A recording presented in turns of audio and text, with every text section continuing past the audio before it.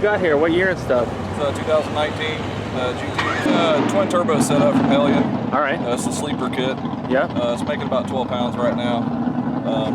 Best passed as of today, 986 at 145. And how many miles on it, you say? It's 2,000 miles on the car. That is awesome. Yeah. Would you pop the hood for me? Or? Sure. So where are the turbos?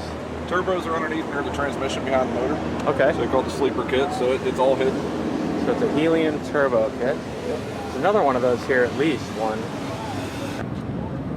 Stock motor. 10-speed? 10-speed auto, yeah. Wow. Performance pack car.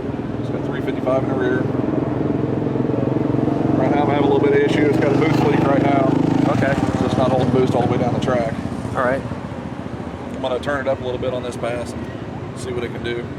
I've got the it's got trans brake and bump option right now. All right. There's no two-step on it right now, so I think it's got some, a lot more left in it.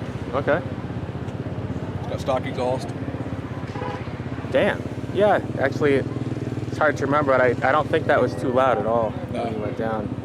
Hell of a sleeper. Can I see your time slip? Sick run.